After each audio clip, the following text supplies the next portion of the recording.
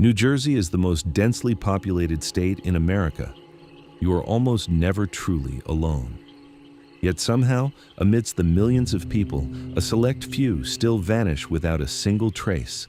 Today, we're covering the 10 most disturbing and mysterious disappearances in New Jersey history. If you love deep dives into the mysteries, please hit that subscribe button to support the channel. Now, turn down the lights and let's get into it.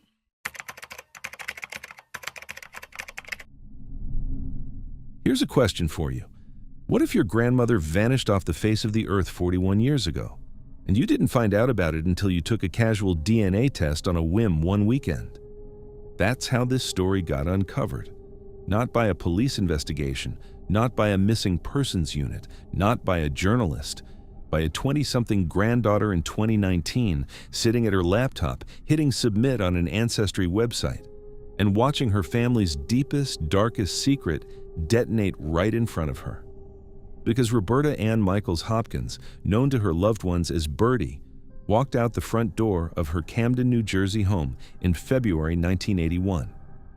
Nobody ever saw her again, and not one single police report was filed, not one detective was assigned, not one search was conducted. For 41 years, the official world had no idea this woman was missing. How does that happen? Let's get into it. Let me set the scene. The year's 1981. The city is Camden, New Jersey. And if you don't know what Camden was like in 1981, picture one of the most dangerous cities in America. We're talking crushing poverty, open-air drug markets, violent crime numbers that ranked the city near the top of every national list for years. Camden in the early 80s was a place where life felt cheap, and people slipped through the cracks every single day. According to the family lore, the story that got passed down for generations, it was the dead of winter, February 17th, 1981, a Tuesday. And the version everyone told was that a vicious blizzard had hit Camden that night, snow blowing sideways, roads white, visibility down to nothing. And in the middle of that whiteout, 29-year-old Birdie supposedly pulled on a coat, said she was running out for a pack of cigarettes and to pick up food stamps, and walked out the front door into the storm. She never came back. Now, hold on to that image for a second, because as cinematic and haunting as it sounds, a young mother swallowed whole by a snowstorm, we're going to come back to that, and we're going to find out it isn't true. But first, let me tell you who Birdie actually was. Roberta Ann Michaels Hopkins, 28, just about to turn 29, 5 foot something. Accounts vary between 5 feet 1 inch and 5 feet 5 inches. Green eyes, long brown hair, though friends say she sometimes wore wigs. She had distinct scars on her right ankle and her right wrist. And she was a mother, 2 children, an older daughter from her first marriage who lived with her ex-husband after the divorce, and an infant son she was raising with her new boyfriend, the boy's father, in their Camden home. Her life was, by every honest account, in pieces. The first marriage ended bitterly. She'd lost custody of her older child. She was now living with a new partner. There were whispers, never verified, never documented anywhere, about substance abuse, about mental health struggles, about a domestic life that was loud and unstable. But none of it, adds up to a woman who'd voluntarily abandon her own infant son in the middle of February and just walk out into nothing. Here's the timeline as we have it, February 17th, 1981. According to the family story, Birdie steps outside the Camden house. She says she's going to buy cigarettes, grab some food stamps, be right back. That's the last anyone allegedly sees her. A few hours later, and pay attention to this, her boyfriend, the man she was living with, picks up the phone. He calls Birdie's sister, and he asks her a question. Has the sister heard from Birdie? Has she seen her? He's just checking, just wondering. Birdie's sister hadn't heard a thing. After this call, alarmed, she eventually tries to do what any of us would do. She goes to law enforcement and reports her sister missing. And here's what she gets told. She's reportedly informed by the responding officers that as an adult, Birdie, quote, had the right to disappear if she wanted to. End of conversation. No report taken, no follow-up, no detective, and from that moment forward, silence. Total, suffocating silence. The infant son was placed into the foster care system, where he grew up, without his mother, without any knowledge of who she'd been or what happened to her. Years pass, decades pass. The Reagan administration ends. The Clinton administration ends. 2 more decades of presidents come and go. The internet is invented. Smartphones are invented. Cold case databases are invented. And through all of it, Birdie is gone, and officially nobody is looking. Then comes 2019. Birdie's granddaughter, a young woman named Trinity Jagdeo, takes a commercial DNA test out of curiosity. The results lead her down a genealogical rabbit hole, and buried at the bottom of that rabbit hole is the family's worst secret. A grandmother, vanished decades ago, and nobody had ever told her. Trinity refused to let it go. She pushed, she advocated, she pressured local police. And finally, on April 1st, 2022, 41 years after Birdie disappeared, the Cinnaminson Police Department officially entered Roberta Michaels Hopkins into the NamUs National Missing Persons Database. 41 years, that is the delay we are working with here, okay? Let's stop and tear this story apart, because almost every single piece of it falls apart the second you push on it. Logic gap number 1, the blizzard. Remember the howling snowstorm, the image of a woman swallowed by a whiteout? Meteorological records for Camden, New Jersey in February of 1981 show that it barely snowed that month. There was no blizzard, there was no whiteout, there was no atmospheric drama. The snowstorm that supposedly killed Birdie never happened. So why does the family story include it? Think about that for a second. The blizzard isn't a memory. It's a manufactured detail. It is the kind of thing somebody adds to a story to explain why a body was never found. Oh, the storm covered everything. It's an alibi for the absence of physical evidence. The fact that this fake weather event somehow became the central image of the family lore is, by itself, deeply suspicious. Logic gap number 2, the errand. Even if the weather had been bad, which it wasn't, let's look at the errand itself. Going out for a pack of cigarettes is one of the most cinematic cliches in true crime. It's the line every fictional husband says in every fictional film right before he disappears forever. It's so common as an alibi for a sudden, unexplained absence that detectives have a name for it. When somebody supposedly stepped out for cigarettes and never came home, investigators do not look at the convenience store. They look at the person standing in the house telling them about the cigarettes. Logic gap number 3, the phone call from the boyfriend. Just hours after Birdie supposedly walks out the door, her live-in partner is on the phone with her sister, asking if she's there. Think about that. He doesn't wait until morning. He doesn't go look for her himself. He doesn't drive to the corner store. He picks up the phone and immediately starts establishing a timeline. I haven't seen her. Have you? That is a classic preemptive alibi. It is the move of a person trying to create witnesses to their own innocence before anyone has even suggested a crime was committed. Why would you panic call a relative about your girlfriend running a few minutes late on a quick errand? Unless you already knew she wasn't coming back. Logic gap number 4, and this one is the biggest one of all, the 41 years. If your sister walks into the snow and doesn't come back, you call the police that night. If your partner vanishes on a quick errand, you call the police that night. If a young mother abandons her infant son without taking any clothes, any money, any belongings, you call the police that night. You do not wait 41 years. So who was keeping the secret? Was the family told something they couldn't repeat? Was someone in that house telling everyone else that Birdie had simply taken off, and they all believed it because the alternative was unthinkable? Were they all afraid of someone in particular? And the police response, she had the right to disappear, completely ignores the most critical fact of the entire case.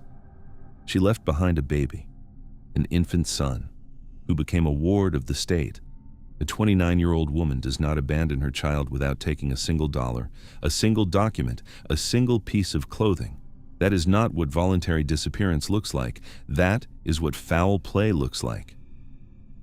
Logic gap number 5, the lost evidence. 41 years is not just a delay.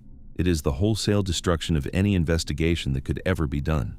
The boyfriend's car from 1981, long gone. The house, likely sold, renovated, demolished, who knows? Neighbors who might have seen something, many of them dead. Phone records, non-existent. Forensic evidence, impossible. By the time the system officially admitted she was missing, the trail was 41 years stone cold. So what do investigators think actually happened? The community and true crime theory points hard at domestic homicide, the fabricated blizzard, the cigarette cliché, the boyfriend's preemptive alibi phone call, the infant son left behind. Statistically, when a young mother vanishes and her partner constructs a story this convenient, the partner is the person to look at. The theory is that something happened inside that Camden home on or around February 17, 1981. And the cover story, the storm, the errand, the right to disappear, was just built on top of it. And nobody pushed, nobody asked. The lazy police response made the cover-up effortless. There's a secondary theory, that if Birdie did leave the house that night, she walked out into one of the most violent cities in the country at one of its most dangerous moments. She could have been the victim of a fatal mugging, a predator, a street crime that the apathetic Camden of 1981 simply absorbed and forgot. That's the story. A young mother stepped out of her house in 1981, supposedly into a blizzard that never actually happened, to buy cigarettes that nobody ever saw her purchase. Her boyfriend was on the phone within hours building his alibi. Her sister was told by the police that her missing sister had the right to disappear. Her infant son was raised by strangers. And then, for 41 years, nothing. It took her own granddaughter, a casual DNA test, and decades of relentless personal advocacy to even get Birdie's name typed into a federal database. 41 years for the world to acknowledge she existed at all. She stepped out into the cold one Tuesday in February 1981 and vanished. But the most bone-chilling part of this story is the silence that followed. 41 years of dead air. 41 years of a family that knew something, or knew enough to never ask. Makes you wonder what really happened inside that house.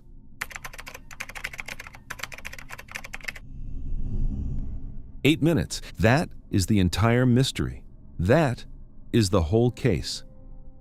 8 minutes from the moment a 7-month-old baby girl named Melissa McGuinn was wheeled out of her family's Trenton, New Jersey row home in a stroller to the moment the woman pushing that stroller came back without her.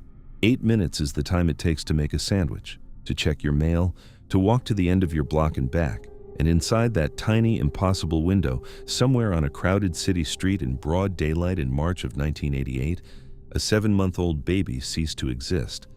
This is the case of Melissa Diane McGuinn, and nearly 40 years later, nobody can explain what happened in those 8 minutes. Let me set the scene. Trenton, New Jersey. March 6th, 1988, the 600 block of Lamberton Street. This is not a sleepy suburb. This is a dense, working-class urban neighborhood made up of narrow brick row homes packed wall-to-wall up and down the street. Walls are thin. Front stoops are right on the sidewalk. People live on top of each other. On any given Sunday afternoon, neighbors are on their porches, kids are on the sidewalk, cars are pulling in and out. Somebody is always watching the street. It's the kind of neighborhood where, theoretically, a baby in a stroller cannot disappear. Too many eyes. Inside one of those row homes, the living situation was already chaotic before any of this happened. 2 young couples were sharing the same cramped space. On one side, Robert and Becky McGuinn, the parents of 7-month-old Melissa. On the other side, a man named Robert Ashley and his partner, Wanda Faye Reed, who had their own 2-month-old baby. The 2 couples were trying to raise infants in the same small house, and that arrangement was about to matter. Now, let me tell you about Melissa. Melissa Diane McGuinn, 7 months old, 2 feet 4 inches long, about 16 pounds, blonde hair, bright blue eyes, light complexion. On the day she disappeared, she was wearing little white flowered quilted overalls, a dark pink hooded sweater, and pink socks. And here is the detail that quietly drives this entire case. Melissa was developmentally advanced for her age, months ahead. She was already pulling herself up against furniture, attempting to walk and saying actual words, up, down, hi, mum, da. For 7 months old, That is unusual. It is the kind of thing other adults notice. It is the kind of thing other adults compliment. It is also the kind of thing that, the night before March 6, 1988, sparked the resentment that may have set everything else in motion. The night before Melissa disappeared, the two couples and several neighbors were at a party just down the street. At that party, guests gathered around little Melissa. They tried to help her walk. They cooed over her vocabulary. They were charmed. Meanwhile, Wanda Reed's own 2-month-old infant was sitting there, all but ignored. Reed reportedly got visibly offended. She got jealous. Other people at the party noticed it. That, as much as anything else, is the emotional context you need to understand what happened the next day. The next morning, Sunday. The houses on Lamberton Street are waking up. A family friend named Larry is sleeping on the floor of the row home in a sleeping bag. Becky McGuinn is moving around the house. At some point, Becky notices the front door has been left open, and she realizes Melissa is gone from the spot on the floor where she had just been playing. She also realizes Wanda Faye Reed is gone too. Several neighbors on the block see what comes next. Wanda is walking down the street pushing baby Melissa in a stroller, out in the open, in broad daylight, on a sidewalk in a busy neighborhood where everyone can see everything. 8 minutes later, and the timing on this is well established, multiple witnesses confirmed the window. Wanda Reed comes back to the row home. She is no longer alone. She's accompanied by an adult female neighbor she ran into on the walk. The neighbor is fine. Wanda is fine. Melissa is not with them. Becky tears down the stairs and demands to know where the baby is, and here is where the case stops being a missing persons case and starts being something much, much more difficult. Because Wanda Reed didn't give one story, she gave 4. Her first answer was that a black man had pushed her down on the sidewalk and grabbed Melissa out of the stroller, then run away. Police investigated. Neighbors had been watching the street. Nobody saw a man push anybody down. Nobody saw anybody run. The story didn't match the physical neighborhood. Her second answer was that she had traded the baby to a man in a car for drugs. The story changed too. Her third answer was that she had taken Melissa to the Delaware River and left her there. Police took that one seriously. They dragged sections of the river. They searched the banks. They found nothing. Her fourth answer was that she had given the baby to the female neighbor she walked home with, the same woman who arrived at the house with her. Police investigated that woman thoroughly. She was cleared. The story was not true. 4 stories, 4 different versions of where Melissa went. None of them survived contact with reality. And here's the part of the case you have to understand to make any sense of any of it. Wanda Faye Reed had significant intellectual disabilities. Investigators ultimately concluded she was operating at roughly the cognitive level of a child between the ages of 4 and 7. She did not have the mental capacity to give a consistent, reliable account of what she had done.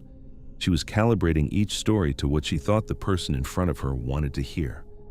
And she had a complicated history, having previously lost custody of her older children due to prior state child welfare interventions.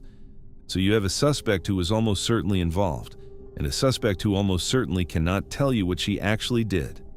Okay, let's stop and pick apart what we know, because the more you push on the timeline, the worse it gets. Logic gap number 1, the math itself, 8 minutes. That is the entire physical envelope of this case. Go walk out your front door right now. Walk away from your house for 4 minutes. Turn around. Walk back. Where could you have gotten? You could have hit the end of the block, maybe gotten to the next intersection, that's it. So however Melissa disappeared, she disappeared inside a circle that's only about 4 minutes of walking out from the McGuinn row home. Police searched that radius intensively. They found nothing. Logic gap number 2, the river theory. One of Wanda's stories was that she had thrown the baby into the Delaware River. The Delaware is not next door. It is too far away. There is no scenario in which an adult walks from the 600 block of Lamberton Street to the Delaware River, drops an infant in the water, and walks back, all in 8 minutes. The geography does not allow it. So either Wanda is lying about the river, or she is telling a version of the truth, and somebody else helped her get to the water. Either possibility opens a different door. Logic gap number 3, the stranger abduction theory. If a stranger took Melissa, that stranger had to be standing on the right block at the right moment, waiting for a woman with intellectual disabilities to push the right stroller past them and then grab a baby off a public sidewalk in the middle of the day in a busy urban neighborhood without anybody seeing it. In a neighborhood like Lamberton Street in 1988, with stoops occupied and neighbors watching the street, that is, frankly, nearly impossible. There would have been witnesses. There weren't. Logic gap number 4. And this is the working theory among many investigators who have looked at this case carefully. The 8-minute envelope leaves only one really clean explanation. A neighborhood dumpster, or a storm drain, or a trash bin sitting on the curb on collection day. Something within the 4-minute walking radius where a baby could be placed quickly, quietly, and irrecoverably. If Wanda, in a moment of jealousy or impulsive, concealed the baby in a way that bypassed the immediate neighborhood search, Melissa would have been moved out of the area before anyone even knew to look. And from there, they would never have been found. It is the most awful theory in the case. It is also the one that fits the 8-minute clock. So where does that leave us?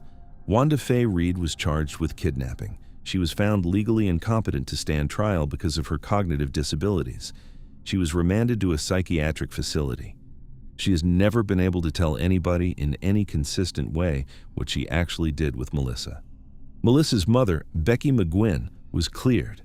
In 2011, she passed a polygraph confirming she had no involvement in her daughter's disappearance. In the 2020s, authorities turned to DNA. They had a preserved blood sample from Melissa's birth. Over the years, several adult women, now in their 30s, have come forward suspecting that they themselves might be the missing baby, raised under another name. Each one has been tested. So far, every single test has come back negative. Officially, the case is still classified as a non-family abduction. That's the case.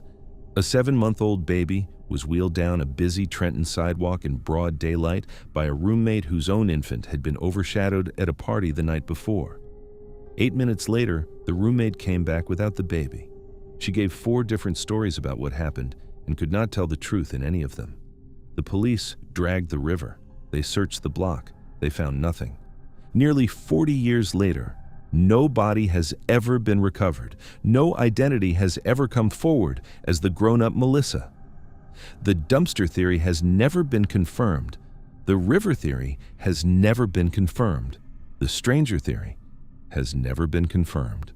A mother watched her baby go outside for an 8-minute walk, and inside that tiny window, something happened on a crowded city street in broad daylight that nobody, including possibly the person who did it, has ever been able to explain.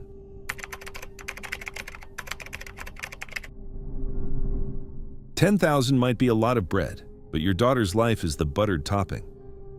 That sentence was spoken into a telephone by a calm, unhurried, faintly amused adult male voice in the summer of 1974. It was directed at the mother of a 14-year-old girl who had vanished a few hours earlier. The FBI recorded it. They held on to it, and then they sat on it for 45 years before they finally let the public hear it. Because here is the thing about this case. It was never really about money. This is the story of Margaret Ellen Fox, a normal, responsible kid who took a normal, responsible summer job, and it cost her everything. Let me set the scene. June 1974, Burlington, New Jersey. America is in the back half of the Nixon era. Newspapers still matter, and the suburbs of South Jersey are operating on a level of community trust that, looking back 50 years later, feels almost unrecognizable. This is a world where a 14-year-old girl can ride a public bus alone, 2 towns over, to interview for a babysitting job with a complete stranger, and nobody's parents think twice about it. That was the norm. Kids had jobs, kids took the bus, kids walked to the corner store at 9 p.m. and came home in the dark. The world had not yet learned to be afraid in the specific ways we are afraid now. That trust is what made this case possible. It is also what makes it so unbearable.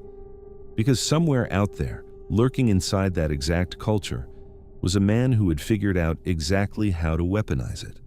Margaret Ellen Fox. Maggie to her family.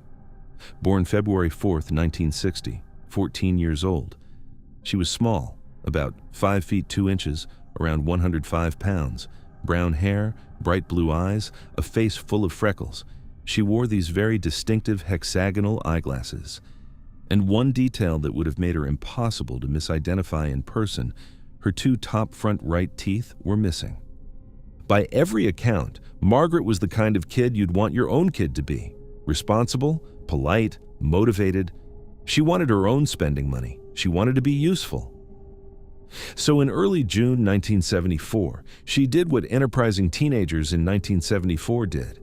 She placed a small classified ad in the local paper offering her services as a babysitter.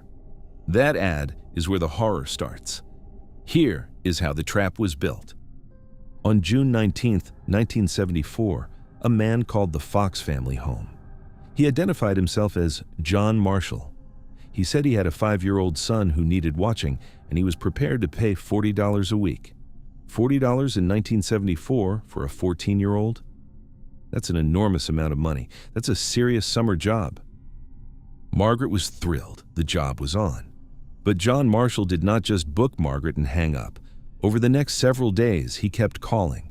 He called the Fox family multiple times. He spoke directly with Margaret's parents. He built a relationship. He laid down a believable life. A wife, a 5-year-old son, a house with a pool, a normal suburban existence.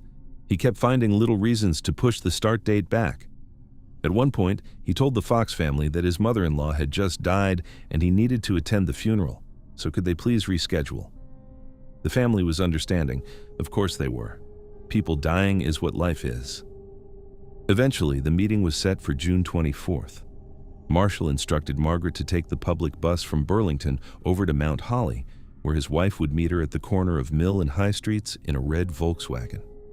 On the morning of June 24th, Margaret's younger brother walked her to the bus stop. She had a small backpack with her, a swimsuit packed inside because Marshall had promised access to a pool. She was wearing brown bell-bottom jeans, a blue floral blouse, a checkered jacket, brown sandals. She got on the bus. She paid the fare. Around 9 a.m., she stepped off at Mill and High Streets in Mount Holly. Witnesses on the bus later said she'd been smiling at a baby on the ride. Another witness watched her walk up to a parked red car and politely ask if the driver was John Marshall. The driver said no. Margaret apologized and walked away. That was it. That was the final confirmed sighting of Margaret Ellen Fox right there, at a sunny intersection in Mount Holly, mid-morning in broad daylight. When she didn't call home as promised, the Fox family started to panic.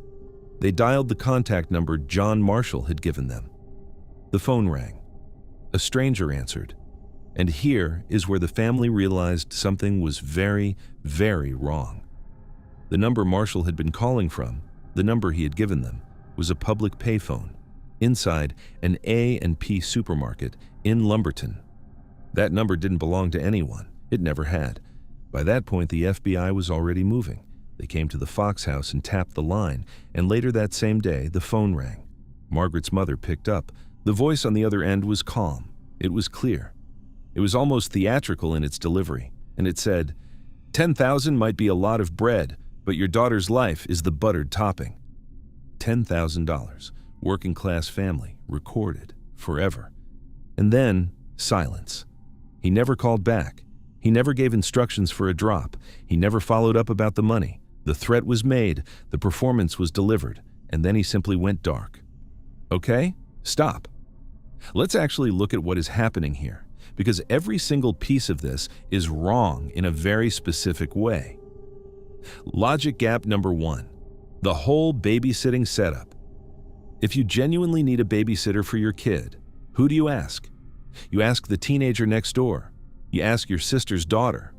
What you do not do, what no normal, well-adjusted parent in the history of suburban America has ever done, is comb through classified ads in a paper from another town to find a 14-year-old you have never met, and then require her to take a public bus to a meeting point you select. That is not how parents hire babysitters. That is how predators hunt. Logic gap number 2, the location of the meeting. If Marshall really did have a 5-year-old son who needed watching, why was the meeting at a street corner in a different town? Why not at the house where the kid supposedly was? The whole premise of a babysitting interview is that the babysitter meets the child and sees the house.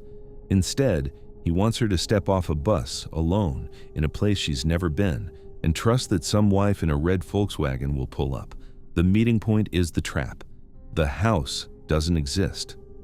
Logic gap number 3, the payphone.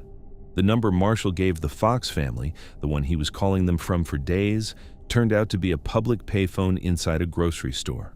Pay attention to what that means. He was not calling from his living room. He was not calling from his office. He was deliberately calling from a location that could never be traced back to a real human being. He was building a trust relationship with a family using a phone that, the moment he hung up, became anonymous again. That is not a guy looking for childcare. That is a guy running an operation. Logic gap number 4. And this is the one that makes the whole thing fall into a different category entirely. Margaret was not the first child this man had tried to recruit. Investigators later learned that before he ever called the Fox family, John Marshall had answered a different classified ad placed by an 11-year-old girl. He had spoken to her parents. He had tried to book her, and her parents had said no because they were not comfortable with the idea of their 11-year-old taking a solo bus ride to meet a stranger. That child is alive today because of her parents' instinct. After the Fox case hit the local news, several other families came forward with the same story. A man with the same script had tried to hire their daughters too. He was working the classifieds. He was making call after call. He was hunting. This was not a crime of opportunity. This was a fishing expedition. He cast lines into multiple homes and waited to see which parents would let their daughter come to him. The Fox family said yes. That is the worst sentence in this entire case, and I want you to sit with it. Now, we get to the ransom call itself. And here is where the case stops being a kidnapping and starts being something much darker. If this was actually about money, you call back. You make the threat, you set the price, you arrange a location, you get the cash. You do not deliver one stylized line and then disappear forever. So why no follow-up call? There are really only 2 answers. 1, Margaret was already dead by the time the ransom call was made, and he was just playing with the family. 2, the money was never the point in the first place. The call was the point. The performance was the point. He wanted to frighten the parents. He wanted to be heard. He wanted to leave a recording, and then he wanted to fade back into the suburbs of New Jersey and disappear. That is not the behavior of an extortionist. That is the behavior of a sadist. And the wording itself, 10,000 might be a lot of bread, but your daughter's life is the buttered topping, does not sound like panic. It does not sound like a man making it up on the spot. It sounds rehearsed, almost smug, like he came up with the line and wanted to use it. The FBI knew all of this from day one. They had the audio. They had the witness reports of his other attempts. They had the connection to the payphone at the A&P, and then they sat on the recording. For 45 years. The audio of that call was not released to the public until June 2019. By then, Margaret's parents had both passed away without ever hearing somebody identify the voice. 45 years of one of the clearest pieces of evidence in the case being held in a vault. 45 years of a recognizable voice nobody outside the Bureau got to recognize. You can listen to it now. The FBI has it on their website. A calm, casual man delivering the worst sentence of a mother's life with the cadence of a guy ordering a sandwich. That is the case. A responsible 14-year-old girl took out a classified ad to babysit during summer vacation. A man called her family. He worked them for days. He built rapport. He invented a wife and a son and a dead mother-in-law. He sent Margaret to a bus stop in another town. He had already tried this exact script on other people's daughters before he ever called her house. She got off the bus on June 24th, 1974. She walked toward a red car. She apologized when the driver said he wasn't John Marshall, and then she walked off the face of the earth. There is a voice on a tape, somewhere in an FBI server, that almost certainly knows what happened to her. He is probably dead now. Maybe not. He could have been 25 in 1974. He could be in his mid-70s today. Margaret would be in her mid-60s. She just wanted a summer job.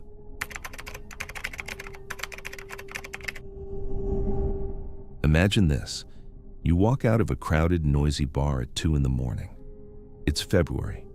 In New Jersey, the air outside hits you like a slap, sub-zero wind chill, snow piling up on the sidewalks, the kind of cold that physically hurts to breathe. You don't have your coat, you don't have your wallet, you don't have your passport, you're a foreigner. You've been in this country for exactly 22 days, and you tell your roommate you'll be right back? You're just going to step outside for a second to look at a photograph in some stranger's car. That's it. That's the last anyone ever sees of you. This is the story of Carla Vicentini, and it doesn't make any sense. Let me set the scene for you, because the atmosphere of this case matters. A lot. Newark, New Jersey, February 9th, 2006. It's a brutal winter night. We're talking heavy snowfall, sub-zero wind chills, the kind of weather where you do not go outside unless you absolutely have to. But there's one neighborhood in Newark that feels different, warmer, louder, alive. It's called the Ironbound District. And if you've never been there, picture this: block after block of Brazilian restaurants, Portuguese bakeries, churrascarias, bars pumping samba and bossa nova into the freezing air. It's a tiny city within a city, an immigrant enclave where you can walk for an hour and never have to speak English. For thousands of South American expatriates, the Ironbound isn't just a neighborhood, it's home. And on this particular night, at 130 Ferry Street, there's a bar called the Adega Bar and Grill. It's packed, it's loud, people are drinking, dancing, escaping the cold. And inside that bar, a 22-year-old Brazilian girl named Carla Vicentini is about to disappear off the face of the earth. Now, let's talk about Carla. Because the second you understand who this girl was, the official theories start to fall apart. Carla, Carlinha to her friends, was 22 years old. She was an engineering student from a small town called Goioré in Paraná, Brazil. Picture an ambitious, smart, outgoing young woman. Blonde hair, brown eyes, multiple piercings, her tongue, her navel, distinctive tattoos, a gray angel on her back, a tribal piece on her lower back, a tiny red and yellow chameleon on her left hip. She was 5 feet 7 inches, athletic, memorable. And here's the thing you have to remember. She'd been in the United States for exactly 3 weeks. 3 weeks. She arrived on January 19th on a temporary cultural exchange program, the kind designed to let young international students work in America, save some money, and pick up English. She was supposed to be flipping burgers at a White Castle in Ledgewood and living in a cramped motel. Carla wasn't loving it. The motel was bad. The job was worse. She barely spoke English, so she did what an ambitious person does. She fixed it. On February 5th, she moved herself and her roommate into a Brazilian-owned apartment on Ferry Street, right in the heart of the Ironbound. Suddenly, she had Portuguese-speaking neighbors, restaurants she recognized, a community. She talked to her boyfriend back in Brazil almost every single day. She talked to her family constantly. She had plans, big plans. This is not a girl who was about to walk away from her life. So here's how the night unfolds. Carla finishes a shift at a local restaurant. She goes home, changes her clothes, and accepts a ride with her roommate to the Adega Bar and Grill, where the roommate works as a cocktail waitress. Nothing weird. Friday night, she's 22. She's going out.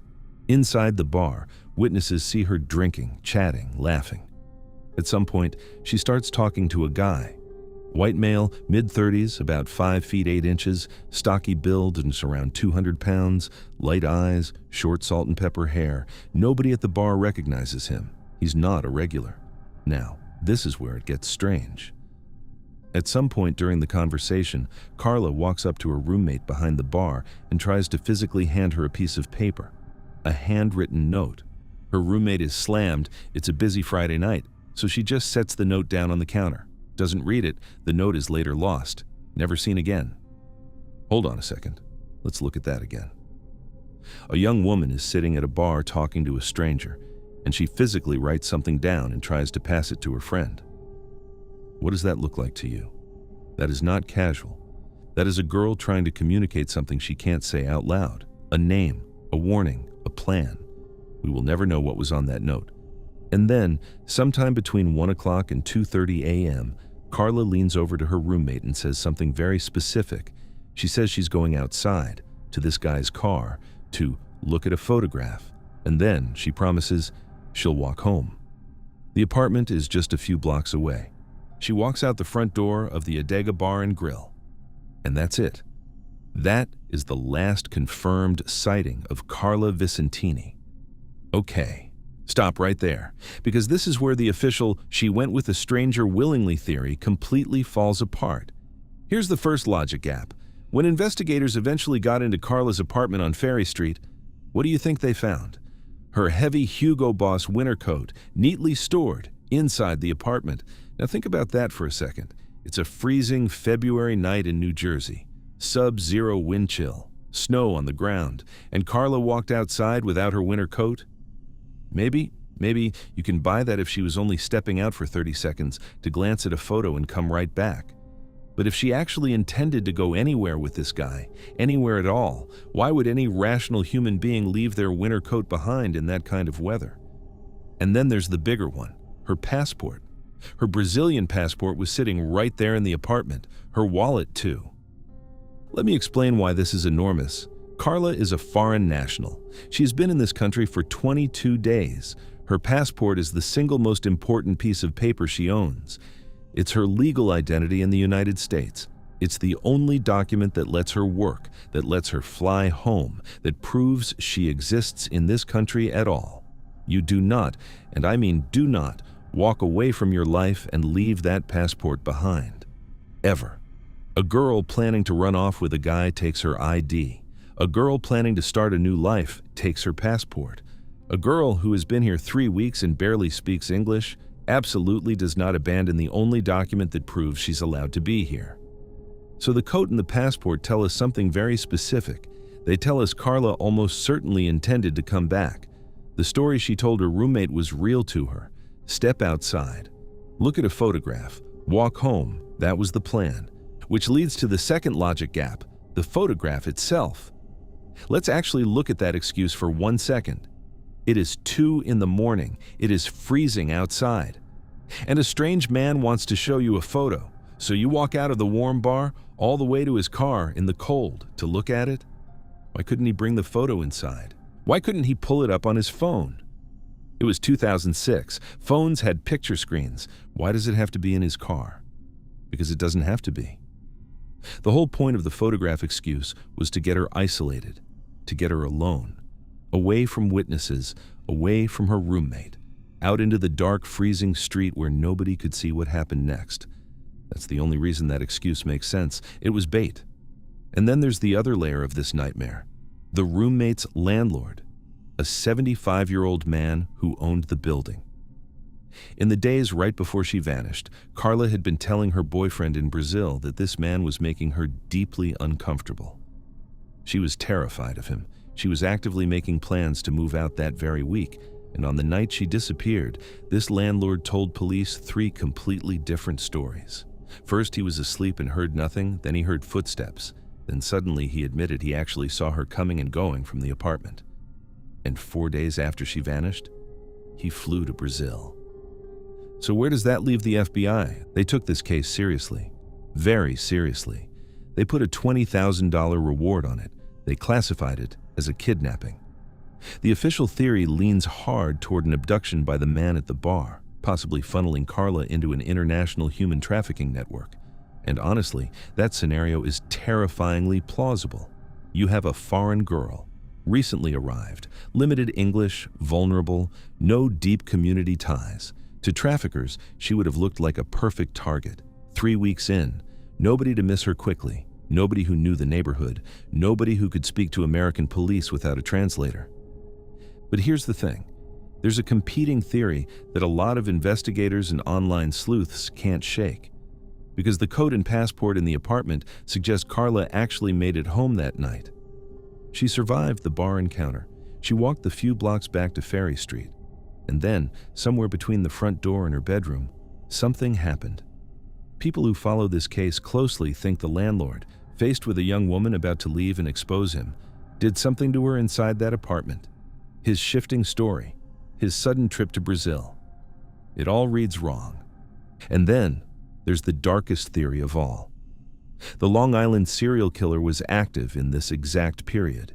He preyed on young, petite women in the New York metro area. He's known to have made taunting phone calls from Times Square, which is a quick train ride from Newark. And a few days after Carla vanished, her old boss back in Dover got a chilling phone call on his cell, an unidentified voice screaming for help. The call was never traced. The voice was never identified. Was it Carla? Was it a sick prank? Was it the killer?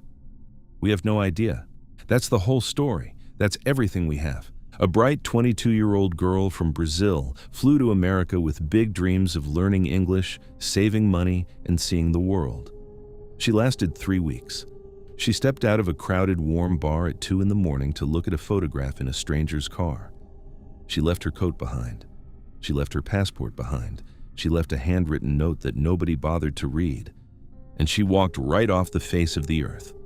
Almost 20 years later, the FBI reward still stands. The case file is still open. Her family in Brazil is still waiting. The man with the salt and pepper hair was never identified. The landlord was never charged.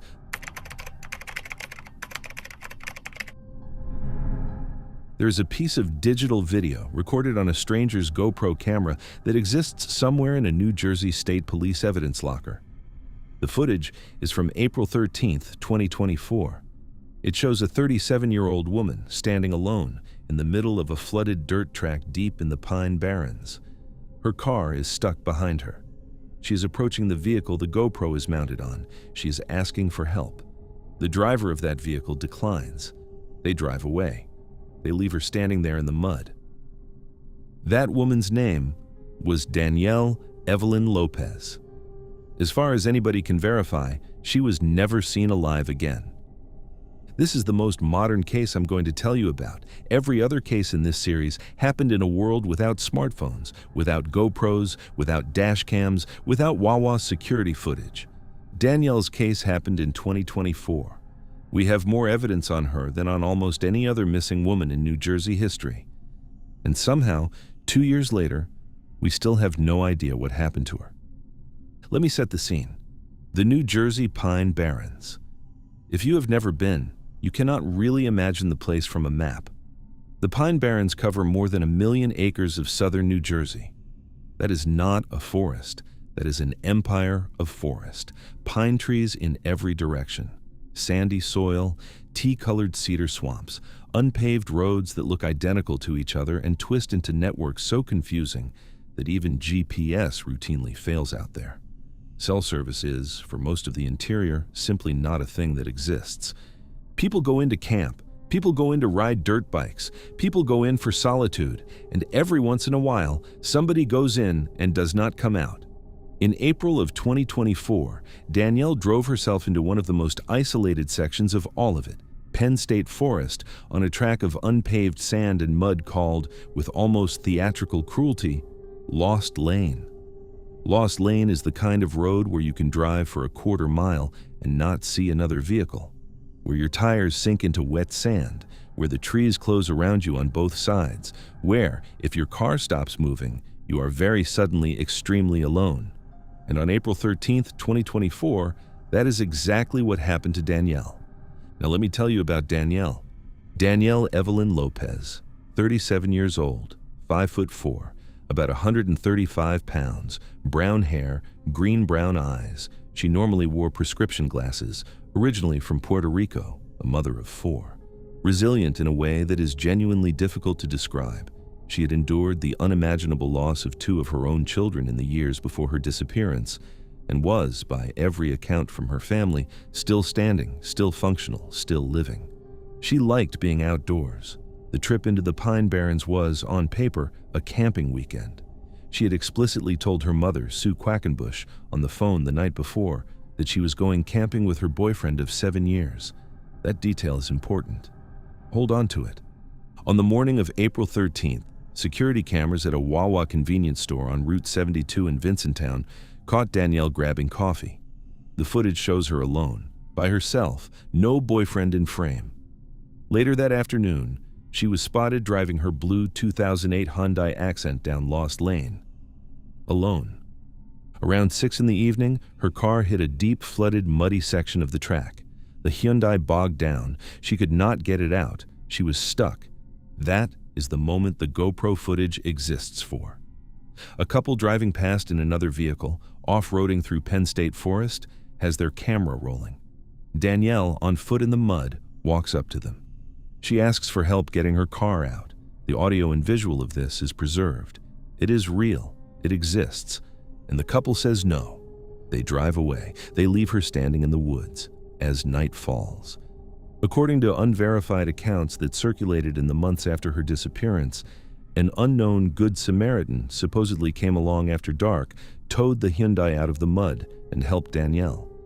There is no confirmed record of who this Good Samaritan was, no video, no description, just a story. On May 1st, 2024, more than 2 weeks later, New Jersey State Police officially located Danielle's Hyundai. It was sitting on Lost Lane, disabled. Her personal belongings were still inside the vehicle. Danielle was nowhere. Okay, let's pick this apart, because the more carefully you look at this timeline, the worse every theory gets. Logic gap number 1, the boyfriend. Danielle told her own mother she was going camping with her partner of 7 years. He is the person who, by her own account, should have been with her that entire weekend, and yet he is invisible, completely. He's not in the Wawa security footage. He's not in her car as she drives down Lost Lane. He's not standing next to her in the GoPro footage when she is begging strangers for help getting her vehicle unstuck. The visual record of her last day is full of Danielle, alone, in every single confirmed sighting. So either she went into the Pine Barrens by herself and lied to her mother about who she'd be with, which is possible but uncharacteristic, or her partner was somewhere nearby and conveniently not present at any of the moments she ended up on a camera. Either explanation is a problem. New Jersey State Police have very deliberately not validated the public rumors that have swirled around this thread, and I am not going to either. But the boyfriend's complete physical absence from her last day is the single biggest unanswered question in this entire case. Logic gap number 2. The belongings left in the car. When the state police finally located the abandoned Hyundai weeks later, her things were still in the vehicle. Inside, not scattered. That detail matters enormously, because it tells us what kind of departure she was making. If you have decided that your car is dead, that you have to hike out for help, that you are about to walk an unknown distance through dense pine barrens, you take your wallet, you take your phone, you take a coat, you take water, you take ID. You do not leave all of those things behind in a stranded vehicle. The fact that her belongings stayed in the car tells us she was not planning a long walk. Either she stepped out of the car expecting to return to it within minutes and never did, or she got into another vehicle with somebody and trusted that the next stop would be back to her own car. Both versions imply something or someone intercepted her between the car and wherever she actually went. Logic gap number 3, the Good Samaritan paradox. Let's actually examine this story. If, after dark on April 13th, somebody really did come along Lost Lane and tow Danielle's Hyundai out of the mud, then where's the Hyundai going? Why is it found weeks later sitting disabled on the exact same road? If it got towed, it would have ended up somewhere else. A driveway, a tow yard, a gas station, anywhere but back on the spot where it got stuck. The geography of the supposed rescue does not add up to the physical state of the car when police found it, which suggests 2 darker possibilities. Either the Good Samaritan story is fabricated, somebody invented it to explain a gap in the timeline, or somebody really did stop, but they did not rescue her. They used her stranded state as an opportunity, and the tow itself either never happened or was undone after the fact. Logic gap number 4. The brutal modernity of this case. This is what makes Lopez genuinely different from every other case in this series. It is 2024. We live in an era of cell tower pings, automatic license plate readers, dashcam saturation, GPS, dating apps that log your location, gas station cameras at every intersection. To disappear cleanly in 2024 is exponentially harder than it was in 1962 or 1973 or 1988. Search teams deployed drones over the Pine Barrens, search dogs ran the area, helicopters covered the canopy, and none of it has produced Danielle. That is not the signature of a routine wilderness fatality. People who get lost in the Pine Barrens are usually found within a few days, either alive and dehydrated or deceased from exposure within a recoverable radius. 2 years of professional searching has come up with nothing, which suggests Danielle never actually walked into the deep forest at all. So where does that leave us? The official investigation is still wide open. New Jersey State Police have kept their cards extremely close. They have not named any suspects publicly. A $25,000 reward is active for information leading to her recovery. The department has notably refused to comment on or validate the boyfriend rumors that ricochet around the comment sections of every article ever written about this case. That silence is, in itself, telling. They are protecting either an active investigation or a person they cannot yet charge. Her family is still looking. Sue Quackenbush has done interviews. They continue to press for answers. Anniversary coverage runs on Philadelphia and South Jersey local news every April. The terrifying truth about this case is that the most likely scenarios are not good. She did not walk 300 yards into the woods and lie down. She was almost certainly intercepted between her car and wherever she actually went. By whom and how and where she ended up is what the next chapter of this case is going to have to answer. That is the case. A 37-year-old mother told her mom she was going camping with her partner. The cameras only ever caught her alone. Her car bogged down on a road literally named Lost Lane. A passing couple recorded her on a GoPro asking for help and drove away. A Good Samaritan allegedly came after dark, but the car never actually moved. 2 weeks later, her belongings were sitting in a disabled Hyundai in the middle of the woods, and Danielle was gone. She was captured on more digital evidence in her final hours than almost any missing woman in New Jersey history. We have her on Wawa security footage. We have her on a stranger's GoPro. We have her car's exact GPS coordinates. We have her last phone call to her mother. And somehow, with all of that, all of it, we still don't know what happened to her on Lost Lane. The Pine Barrens do not give up their secrets easily, and somebody out there knows exactly what one of them is.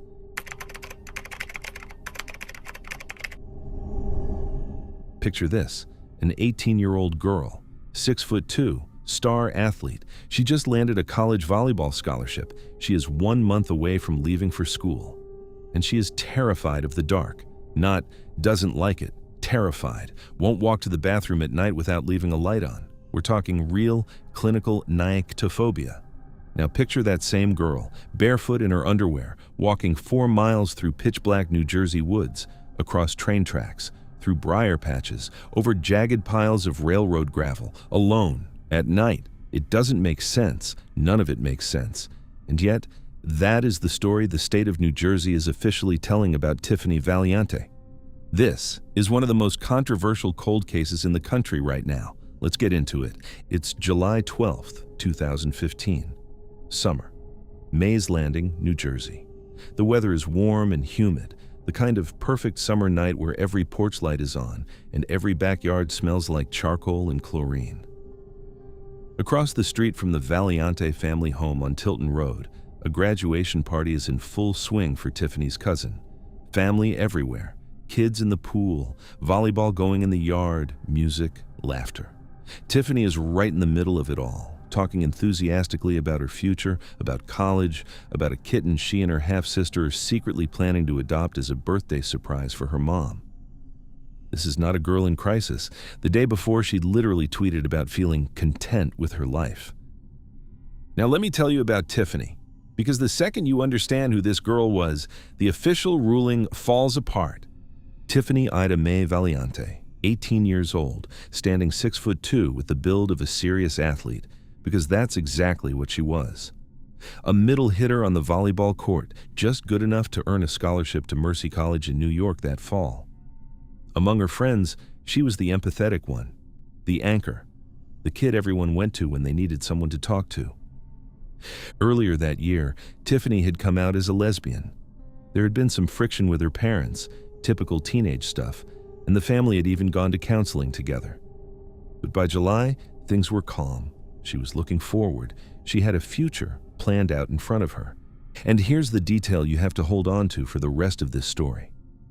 Tiffany was so attached to her phone that she'd bought a specialized waterproof case for it so she could keep it with her in the shower. Think about that. She did not put her phone down. Ever. Okay? So here's how the night actually unfolds. Around 9 p.m., a friend shows up at the Valiant house. She asks to speak to Tiffany's parents, and then she accuses Tiffany of using her debit card without permission. It's awkward. It's embarrassing. The parents pull Tiffany aside in the front yard. At first, she denies it. Then, after a few minutes of back and forth, she admits she did it. The friend and her mother drive away at 9:24 p.m. The whole thing is over in about 10 minutes. Embarrassing? Sure. Life-altering? No way. Now, here's where the timeline gets really, really tight. The Valiante family has a motion-activated deer camera at the end of their driveway, and at 9:28 p.m., exactly 4 minutes after the friend leaves, that camera captures a haunting image. Tiffany walking down the dark driveway, lit by infrared flash, heading away from the house. 1 minute later, 9:29 p.m., the same camera captures her parents and the family dog walking out to follow her. 60 seconds. That's the window. In 60 seconds, Tiffany Valiante completely vanishes from the area. Her parents look. Her family looks. The whole neighborhood is searching, and around 11 p.m., Tiffany's father spots something in the brush near the end of their own driveway. It's Tiffany's phone, just sitting there. Discarded. 7 minutes after that, at 11:07 p.m., about 4 miles away from her home, a New Jersey transit train running at 80 miles per hour strikes a person on the tracks near mile marker 45. The person is killed instantly. It's Tiffany. Okay, stop. Hold on a second. Because this is where the official story starts to crumble under the weight of basic logic. The New Jersey Transit Police ruled this as they ruled it in less than 24 hours. No full autopsy, no psychological autopsy, no kit. Done. Case closed. Their theory is that Tiffany, humiliated by the credit card confrontation, walked 4 miles in the dark, stripped down to her underwear, and suffered a fatal impact on the train tracks. Now let's actually look at that theory. Logic gap number 1. The terrain.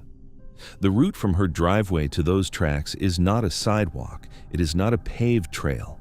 It is 4 miles of densely wooded, tick-infested, briar-strangled South Jersey forest. The tracks themselves are bordered by sharp railroad ballast, jagged, fist-sized rocks designed specifically to be uncomfortable to walk on. The whole thing is pitch black. There are no streetlights. There is no moonlight under the canopy. Now, ask yourself this. How does a girl with a clinical, near-paralyzing fear of the dark voluntarily walk 4 miles through that environment? Alone? At night? People who knew Tiffany say it's not just unlikely. They say it's psychologically impossible. She wouldn't walk down a dark hallway in her own house, but she walked 4 miles into a black forest? Logic gap number 2. Her feet. This is the one that blows the whole ruling apart. Tiffany was found barefoot. The official theory requires her to have walked 4 miles barefoot across forest floor, broken glass, ballast stones, all of it. And yet, her feet were pristine. No deep cuts, no heavy embedded soil, no scrapes, nothing. You cannot walk 100 yards on railroad ballast barefoot without your feet sustaining severe, obvious injuries, let alone 4 miles of forest. The forensic reality of her feet directly contradicts the official version of events. Somebody else got her to that location. Her feet never made that walk. Logic gap number 3. The phone. This is a girl who took her phone into the shower. She bought a special waterproof case specifically so she would never have to be without it. And we're supposed to believe that on the worst night of her life, she just dropped it in the brush at the end of her own driveway? Look at where it was found, not on the route to the tracks, right at the edge of her property. That doesn't look like a girl ditching her phone. That looks like a phone falling out of a hand, or out of a pocket, during a struggle, during someone pulling her into a vehicle. And then there's the timeline. From 9:28 p.m., when the deer cam catches her walking down the driveway, to 11:07 p.m., when the train hits her 4 miles away. That's a window of about an hour and 40 minutes. Is it physically possible for an 18-year-old to walk 4 miles in that time? Sure. Through pitch-black woods barefoot while terrified of the dark with no flashlight while leaving zero forensic trace on her feet? No, the math does not work. Now, here's where it gets darker, because the evidence at the scene was not just inconvenient for the theory, it was destroyed. Tiffany was struck wearing only her underwear. Her shirt was found at the crash site, so what did investigators do with it? They stuffed it into a plastic bag, tied it in a knot, left it in a non-climate-controlled environment. The shirt grew toxic mold. Any chance of pulling touch DNA off it is gone. Then there was an axe. An axe was discovered near her body, reportedly with red markings on it. New Jersey Transit Police collected it, and then they lost it. It vanished from police custody before it could ever be forensically tested. 3 weeks later, and this is wild, Tiffany's own mother is the one who finds the next piece of evidence. About a mile from the house, sitting under a tree, are Tiffany's shoes and her headband, lined up neatly, like someone placed them there. Right next to them was an unfamiliar keychain. Police collected the keychain. They lost that one too. The shoes alone destroy the whole official narrative. If she walked to the tracks, why are her shoes a mile from the house, perfectly placed under a tree? You don't take off your shoes a mile in and then keep walking 3 more miles barefoot. Somebody else was there. Somebody else placed them. And the train engineers? They gave wildly conflicting statements. One said she dove onto the tracks. The other said she was just standing there. They couldn't get the story straight in the days right after the crash. There's even more. The nurse practitioner who pronounced Tiffany dead at the scene quietly told the family afterward that the injuries didn't look right. She described the injuries as too clean, too precise, not what she'd expect from an 80-mile-per-hour train impact. And then, in 2025, advanced digital forensics, done by the family's legal team, not the police, recovered a trove of deleted text messages from Tiffany's accounts. Hate-filled, violent, anti-lesbian messages that had been sent to her in the months leading up to her death. A documented motive, a targeted hate angle, and the original investigation, which closed the case in under a day, had completely ignored it. So now let's put it all together. The Valiante family, supported by independent forensic pathologists, believes this is what really happened. Tiffany walked down the driveway to cool off. At the end of the driveway, she was confronted, or grabbed. Her phone was knocked loose into the brush, which is why it was found right there, not on any route she would have taken. She was forced into a vehicle. She was driven to the tracks. Her shoes and headband were dumped under a tree along the way, maybe to throw off the search. And her body was placed on the tracks so that an oncoming train would obliterate the forensic evidence of what was done to her. The Netflix series Unsolved Mysteries featured this case. The story has been covered by every major outlet. The family has spent over a decade fighting the ruling. There is a civil lawsuit alleging hate crime murder. There is recovered digital evidence of a motive. And yet, as of right now, the state of New Jersey's official ruling on Tiffany Valiante's death is still. She walked out of a graduation party to cool off for a few minutes. She left her phone in the driveway. And somehow she ended up dead 4 miles away, barefoot, in her underwear, with her shoes lined up under a tree along the way, with an axe at the scene that the police promptly lost, with a shirt the police left to rot. The official story says she did this to herself. Take a look at the evidence and ask yourself if you actually believe that.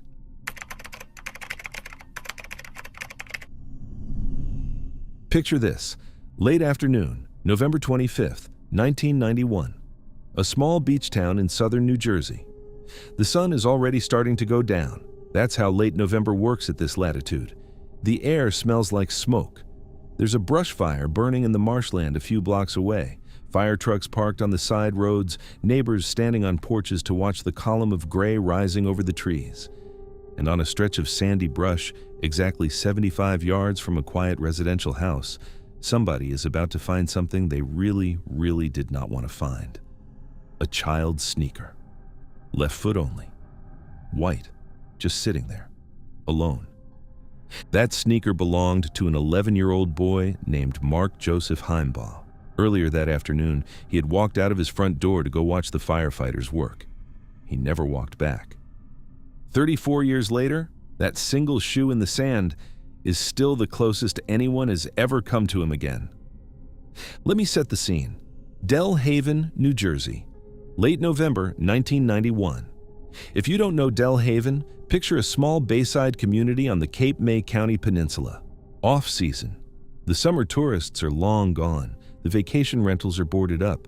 The town is quiet, the kind of quiet that South Jersey beach towns get from November through March, where you can stand in the middle of a residential street and not hear another human being for a full minute. It's the kind of place where parents in 1991 still let their 11-year-olds wander to the corner. The kind of place where every adult knows every kid by name. The kind of place where a brush fire is genuinely the most exciting thing that's happened all month. And that brush fire matters, by the way. It is going to matter for the entire rest of this case, because that fire wasn't just smoke in the distance. It was a full-scale emergency response. Multiple fire companies, police, fire police rerouting traffic, actively detouring vehicles off the main roads and funneling them through the small residential streets of Mark's neighborhood.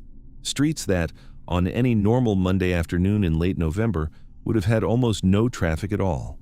Streets that, suddenly, were now full of unfamiliar cars rolling slowly through, driven by people who had no reason to be there before that day. Hold on to that. The fire created a porous neighborhood, a neighborhood where strangers belonged. Now let me tell you about Mark. Mark Joseph Heimbaugh, 11 years old, 4'6", 85 pounds, red, almost auburn hair, bright blue eyes, a face covered in freckles. His mom, Maureen, used to call him her 11-year-old Curious George, because that's exactly what he was. Inquisitive, adventurous, drawn to anything interesting. A kid who saw smoke rising on the horizon and immediately, instinctively, wanted to go check it out. That afternoon, around 3:30 p.m., Mark saw the column of smoke from his house. He asked his mom if he could go watch the firefighters. Maureen said yes. She had a quick errand to run anyway. Mark replied, "Okay, Mom." Those would be the last words anybody in Mark's family ever heard him say. He was wearing a blue USN sweatshirt, a gray jacket with 4 little Velcro outer pockets and a plaid red and blue lining, gray Docker pants, and white sneakers. He walked south, toward the marsh fire. Multiple neighbors saw him pass. Everything looked normal. He stood at a safe distance from the emergency scene, watched for a while, and started walking back home. And this is where the case quietly tips over into a nightmare. On the walk back, witnesses saw something unusual.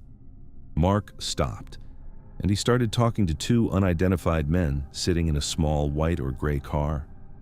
Nobody recognized the men. Nobody recognized the car.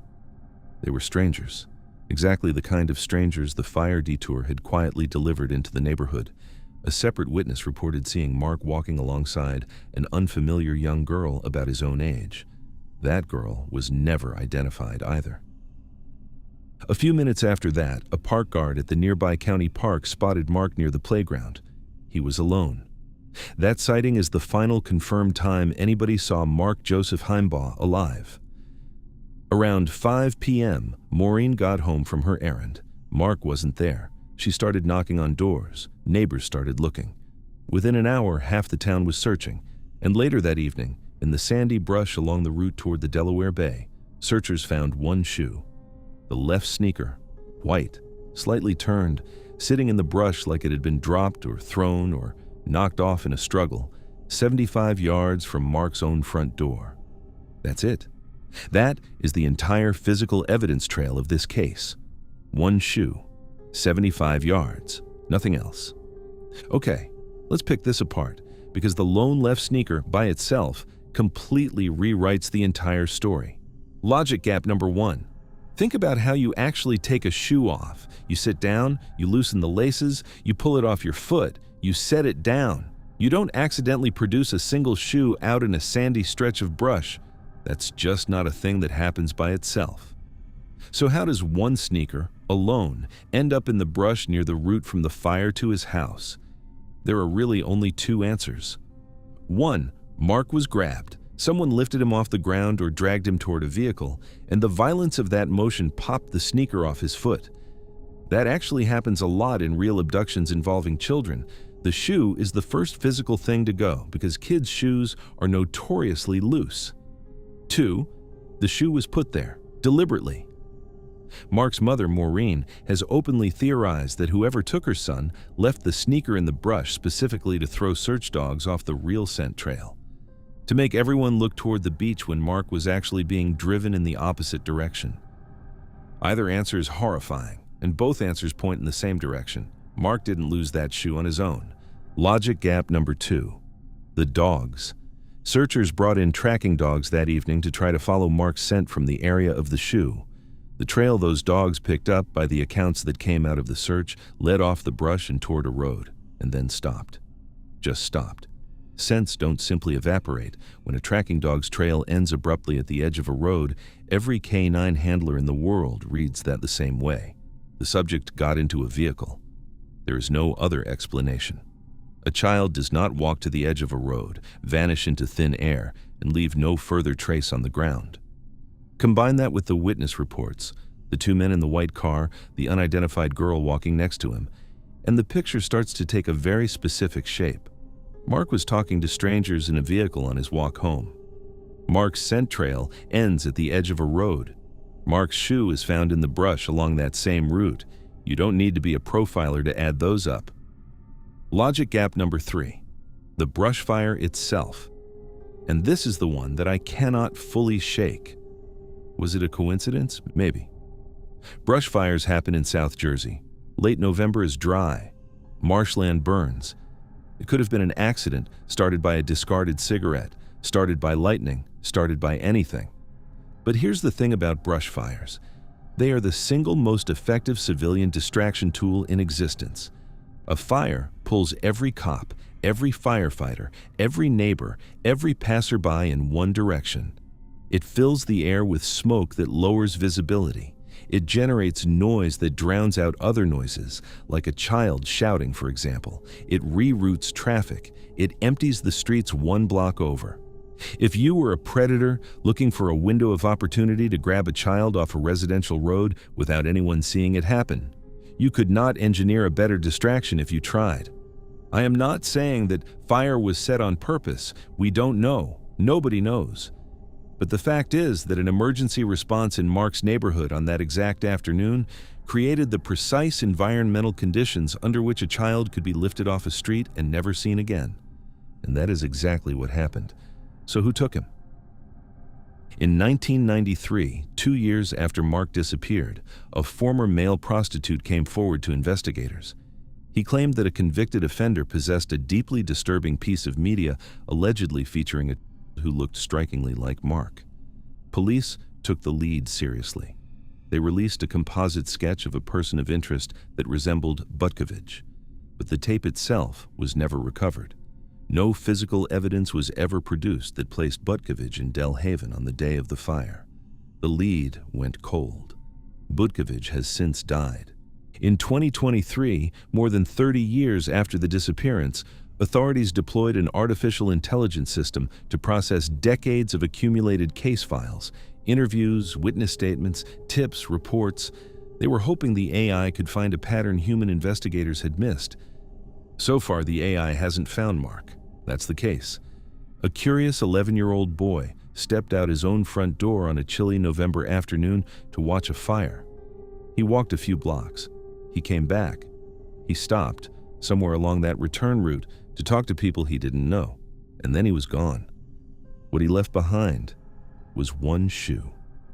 75 yards from his house, a trail of scent that ended at the edge of a road, witness reports of unfamiliar adults in an unfamiliar car, and a brush fire that may or may not have been the most convenient coincidence in the history of New Jersey crime.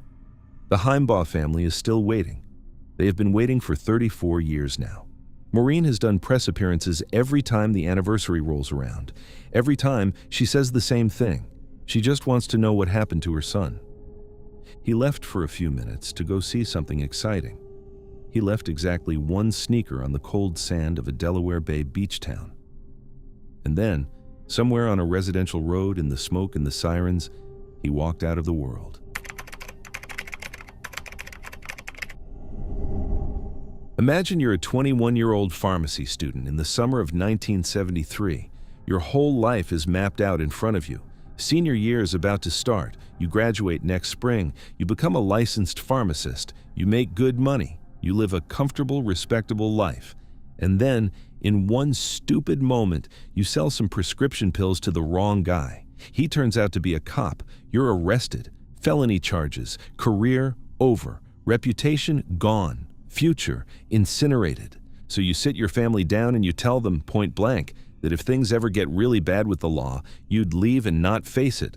Those are your exact words. Leave and not face it. 3 weeks later, your father's boat is found drifting 2 miles out in the Atlantic Ocean. Empty. Calm seas. Sunny day. Your wallet, your ID, and all your personal effects are sitting neatly on the deck. And you? Gone. This is the story of Alan Carl Warner. And depending on which theory you believe, he is either at the bottom of the Atlantic Ocean or he pulled off one of the most cinematic disappearing acts in New Jersey history. Let me set the scene. Late August, 1973. Cape May County, New Jersey. The southernmost tip of the state, the edge of the continent. Beyond it, nothing but open water all the way to Portugal.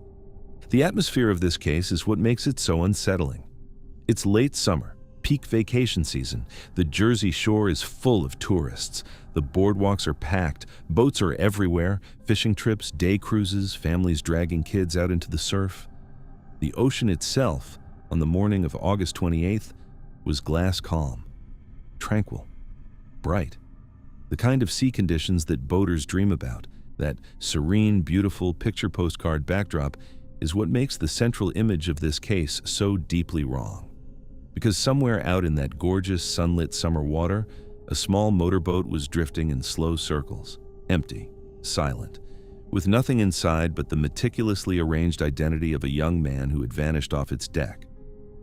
Now let me tell you about Alan Carl Warner, 21 years old, 6'2", 185 pounds, blonde, almost strawberry-colored hair, blue eyes, a small scar on his left knee. He'd graduated from Wildwood High School in 1970 and was about to enter his 4th and final year at the Philadelphia College of Pharmacy and Science. A bright, capable, ambitious kid on the verge of becoming a licensed pharmacist. He grew up in Wildwood Crest, a coastal town just up the Jersey Shore from Cape May. He grew up on boats. He knew the water. He understood navigation, currents, tides, and by every account, he was an exceptionally strong swimmer.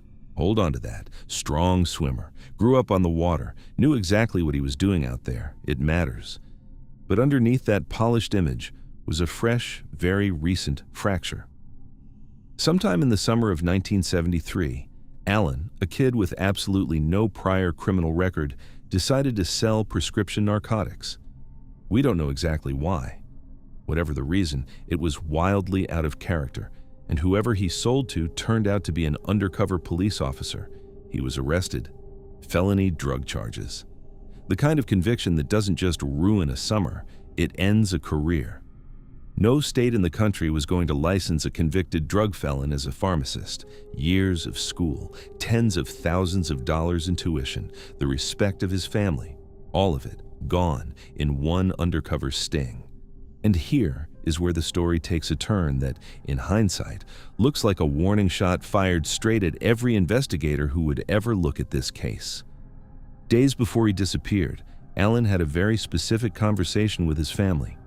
He told them, and I'm paraphrasing, that if he ever found himself in real trouble with the justice system, he would not stick around for the punishment. He would, in his words, leave and not face it. Now, let's stop right there for 1 second. Because that's not the kind of thing people just say in passing. That is a young man telling the people closest to him that he has been thinking about disappearing. That is the kind of statement that, after the fact, reads like a blueprint. The exact date he was last seen alive by anyone official is August 27, 1973. Members of the North Wildwood Police Department reportedly saw him that day, likely in connection with his pending legal issues. He was alive. He was walking around. He was facing the wall closing in on him. The next day, August 28th, Alan's father's boat is spotted drifting aimlessly 2 miles off the Atlantic coast of Cape May County. Maritime authorities board the vessel. There's no sign of anyone. The boat is in working order, the ocean is calm, the weather is gorgeous. But on the deck, neatly laid out, are Alan's personal effects. His wallet, his identification, the stuff you would never, ever leave behind if you were going for a swim. And Alan himself? Nowhere. The Coast Guard searches. They drag the water. They search the shoreline. And they never find a body, never find a piece of clothing, never find a single trace. The boat sits there in the water like a question nobody can answer. Okay, let's stop and pick this apart. Because as soon as you start looking at the physics and the logic of what actually happened that morning, the whole thing starts to feel staged, like a movie scene, like a script. Logic gap number 1. The ocean conditions. The water that day was tranquil. Glass. Alan was a lifelong boater. He was a strong swimmer. He grew up on these waters. So how does a competent young man on a calm sea in broad daylight fall off a small motorboat and silently drown? It happens. Of course it happens. But the statistical likelihood of an accidental drowning in those conditions for that person on that day, it's almost vanishingly small. The ocean wasn't fighting him. He knew exactly what he was doing on the deck. Logic gap number 2, the ID. This is the one that tips the whole case into the territory of staged disappearance. If you accidentally fall overboard, your wallet goes with you. If you go for a swim, you might take your wallet off, but you don't lay it out alongside your full identification on the deck like you're staging an exhibit. The way Alan's personal effects were arranged on the boat reads like a breadcrumb trail. Like he wanted whoever boarded that boat to immediately understand whose boat it was. Like he was leaving a definitive label on a tragedy so the police would close the file. Think about this. If your goal is to fake a drowning, what do? You take the boat out, you leave your ID where it'll be found. You quietly slip into the water somewhere closer to shore. Without a body, but with all your identification accounted for, the most natural conclusion is he must have drowned. Case closed. No murder investigation, no federal manhunt, no body in a casket, but everyone moves on. Logic gap number 3, the timing. This is the one that I cannot get past. Alan sits his family down. He tells them in plain language that if the legal situation gets bad, he is going to disappear. Days later, he's gone. Vanished from a calm ocean on a clear day under conditions that no expert swimmer should ever drown in. How does that match up to an accident? An accident, by definition, is random. It has no relationship to anything you said the week before. So either Alan Warner had the worst luck in human history, telling his family he was going to disappear and then being killed in a freak, untraceable accident days later, or this was not an accident at all. But here's the next logic gap, and it's the one that keeps people up at night about this case. If Alan really did fake his death, how exactly did he get back to shore? Think about it. He's 2 miles offshore in the Atlantic. 2 miles is a long swim. It is doable for an elite athlete in calm water. It is not casual. So either Alan, on the day of his disappearance, performed a long-distance ocean swim back to a quiet stretch of coast and slipped away into a new life, or somebody met him out there. That's the theory a lot of investigators have circled around. A coordinated pickup, another boat, a friend, maybe somebody with the resources to make a person disappear cleanly. Alan drops his ID on the deck of his father's boat, swims to a meeting point a few hundred yards away, climbs into a second vessel, and rides away to a new life with a new name. And that opens up its own can of worms. Because if there was a pickup boat, who was driving it? This is where the second major theory comes in: the drug underworld. Alan wasn't selling pills to himself. He had a supplier. He had connections. He'd already proven when he was arrested that those connections could get him in real life-altering trouble. Was he murdered out there by people who didn't want him cooperating with police in exchange for a reduced sentence? Did somebody go out on that boat with him, kill him, dump the body into the deep Atlantic, and then arrange his ID on the deck to make it look like a drowning? That theory keeps the ghost ship intact. It explains why his ID was laid out so neatly. It explains why no body ever surfaced, and it explains why a guy who just promised to vanish from the law conveniently vanished, but for completely different reasons than anyone realized. Then there's the smallest, saddest theory of all, that maybe none of this was staged. Maybe Alan was telling the truth when he warned his family. Maybe the pressure of the felony charges, the shame, the loss of his career, all of it finally crushed him, and he took his father's boat out one last time with full intention, looked at the open water, made a decision, and stepped over the side, knowing exactly what he was doing. It's possible. Could explain the calm seas. It could explain why a strong swimmer didn't surface, and it could explain the neatly arranged ID as a final farewell, a way to make sure his family knew what had happened without ever having to find a body. But notice how, even in the saddest version of this story, the ID stays the same. It's always there, laid out on the deck, telling the world who used to live in it. That's the case. A bright pharmacy student with a future, a felony arrest that incinerated all of it, a chilling promise to his family that he would disappear if things got bad. And then, days later, a perfectly drifting boat on a perfectly calm sea, holding a perfect summary of his life, and nothing else. The Cape May County Prosecutor's Office still lists him as an unsolved missing person. No body has ever surfaced, no bones have ever washed up, no credible sighting of an older Alan Warner, under any name, has ever been confirmed. He promised his family that if it ever got bad enough, he would vanish. And then he did. Whether he's at the bottom of the Atlantic Ocean or sitting somewhere right now in his early 70s, drinking coffee under a name that isn't his, only one person on Earth actually knows. And that person is not talking.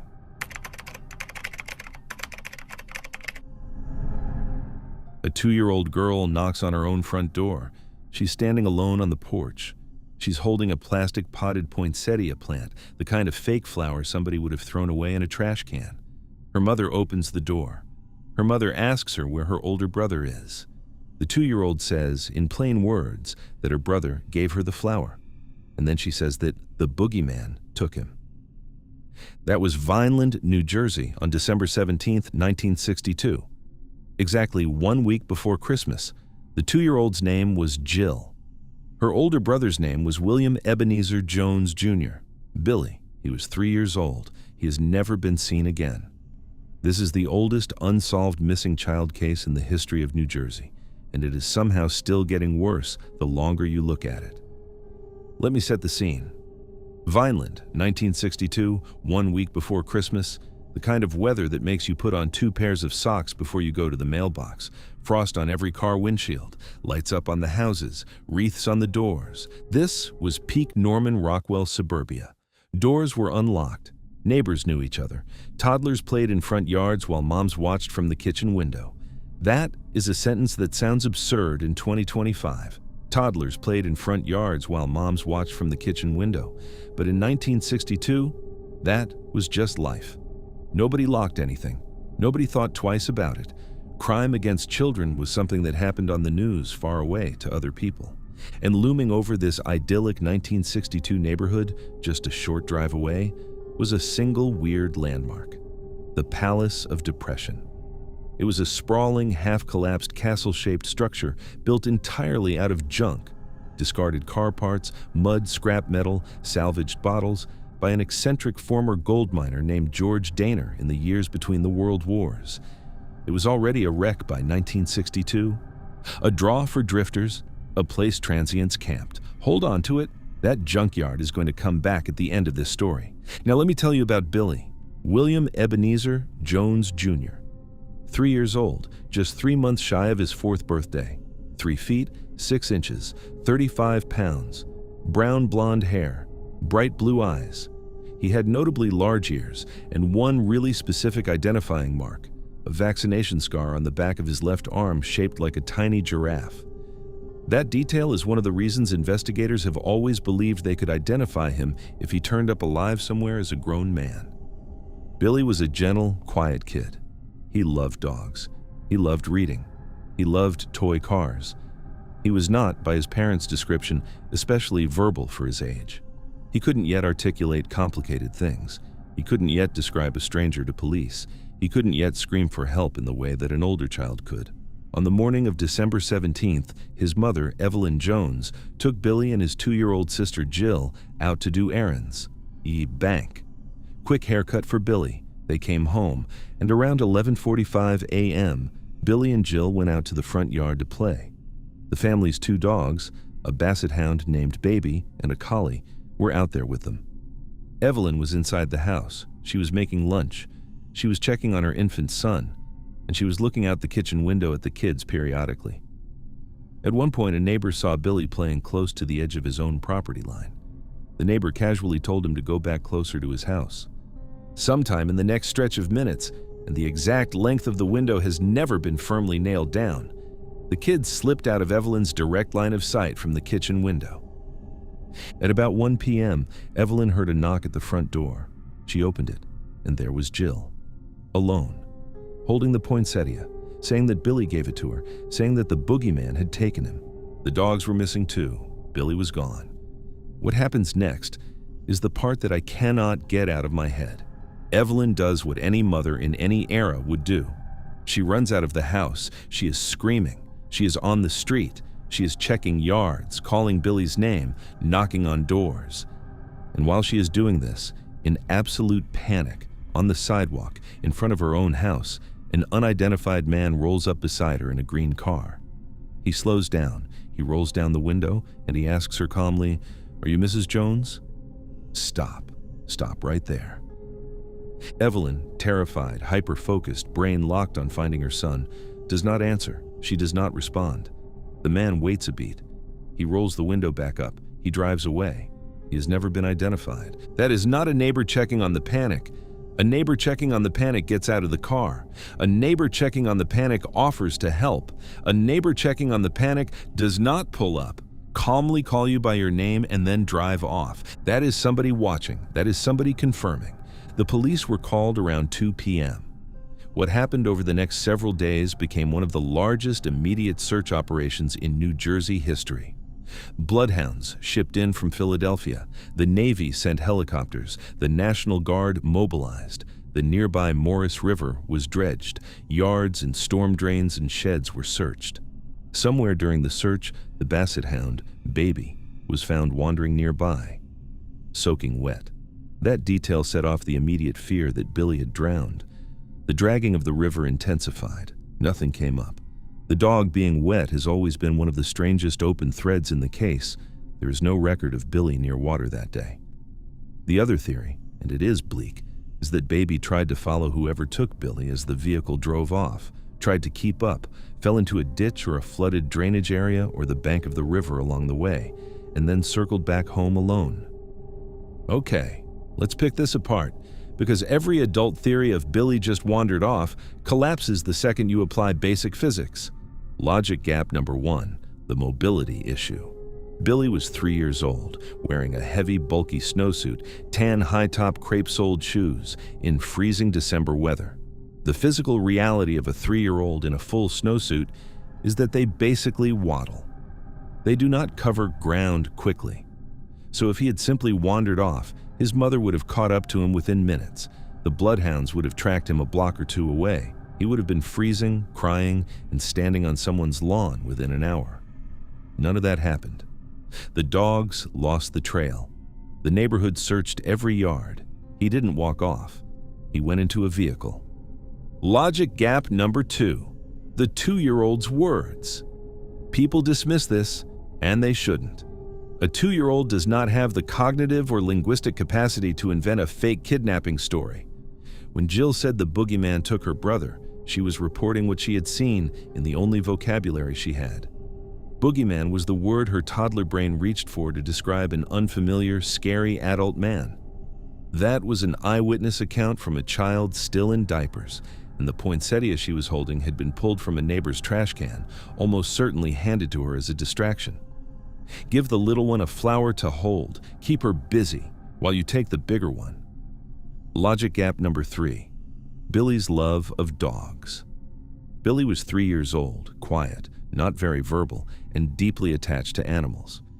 If you are an adult predator standing on a residential street looking at a toddler in a snowsuit, you do not grab him by force. You do not need to. You walk up with a puppy on a leash. You ask if he wants to pet it. You lead him to a car. A child. Billy's age, with Billy's specific obsession, would have followed a dog anywhere. The lure does not require violence. The lure is friendly. Logic gap number 4. The green car. Now we are back to the man who called Evelyn by her name. That moment, in any timeline of this case, has to be reckoned with. He knew her name. He was in the neighborhood during the panic. He drove away without identifying himself. Either he was somehow connected to Billy's abductor and was conducting the world's most brazen counter-surveillance, checking to confirm that Mom did not yet know what had happened. Or he was an unrelated party who just happened to know the family and chose, for inexplicable reasons, to never come forward in the 60-plus years of investigation that followed. Both options are bad. One is much, much worse. There is one more piece of this case that I cannot leave unsaid. In the 1980s, Jill Jones, the 2-year-old who had handed her mother the poinsettia and said the word boogeyman 2 decades earlier, underwent regression hypnosis to try to unlock memories of that day. Under hypnosis, she described something very specific. She described holding her older brother's hand. She described watching 2 grown men violently fighting in front of an oil drum fire. She described being terrified, and she described the location, the Palace of Depression, the junkyard. That is the only first-hand testimony in this case of anybody seeing Billy alive after he left the yard. We don't know what was real and what wasn't. Hypnotic recall is notoriously unreliable. But the geography of it fits the case in a way that nothing else does. That is the case. A 3-year-old boy in a snowsuit, a 2-year-old sister at the front door holding a stolen flower, a man in a green car who knew the family's name, a wet basset hound, a regression memory of a junkyard fire, and 63 years of absolutely nothing else. This is the longest active missing child case in the entire state of New Jersey. Billy would be 66 years old today. The National Center for Missing and Exploited Children still releases age-progressed photos of what he might look like as an old man. They are hoping somebody, somewhere, sees the giraffe-shaped vaccination scar on a stranger's arm and stops to ask a question. A mother turned her back for a few minutes 1 week before Christmas in 1962.